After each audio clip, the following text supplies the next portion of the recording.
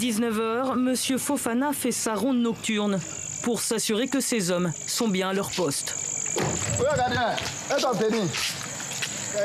Pourquoi tu ne portes pas? Et ton fusil? Vous savez, toi tu es loin, ton fusil est quelque part. Si quelqu'un est en train de démonter quelque chose, tu vas faire comment? Un fusil, une tenue, des gris-gris, la panoplie du chasseur traditionnel d'Ozo. Aujourd'hui, la chasse se limite aux voleurs et aux bandits. À Douékoué, ce sont eux qui assurent la sécurité. Tous ces coins-là, c'est nous qui gardons.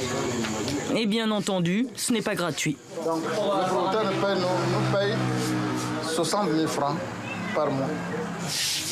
60 000 francs CFA pour chaque dozo posté dans les entreprises de la ville. Ça commence à faire pas mal d'argent. On y va.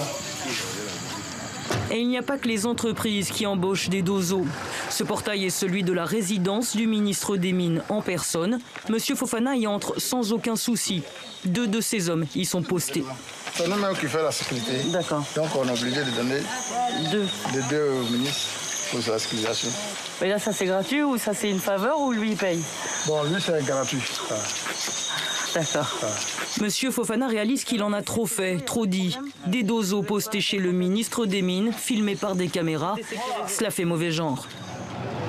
Du gardiennage privé et le jour, un travail de police. On ne peut pas l'envoyer à la police comme ça d'abord. Dans leur QG, un jeune homme arrêté dans la nuit par une patrouille d'Ozo est soumis à un interrogatoire en règle. Il ne te connaît pas.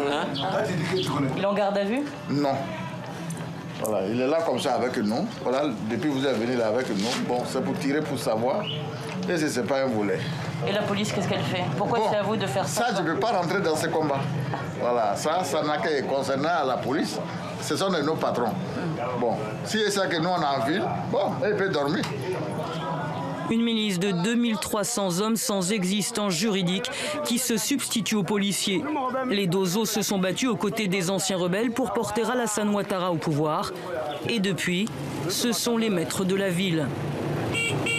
Ils tiennent des barrages à l'extérieur de Douékoué, dans les champs, des postes de sécurité comme ils disent, illégaux et payants. Fofana ne s'en cache pas, ces hommes, eux, sont embarrassés. Combien? Planter Klinglet à montant. Voilà.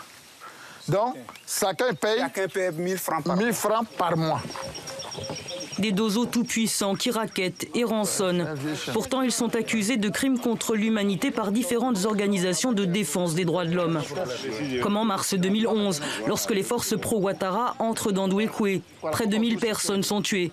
Les dozos jouent les supplétifs. En juillet 2012, un camp de déplacés est attaqué.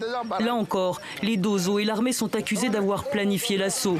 Une dizaine de morts, sans parler des exécutions sommaires. Aucun dozo à ce jour n'a été inquiété.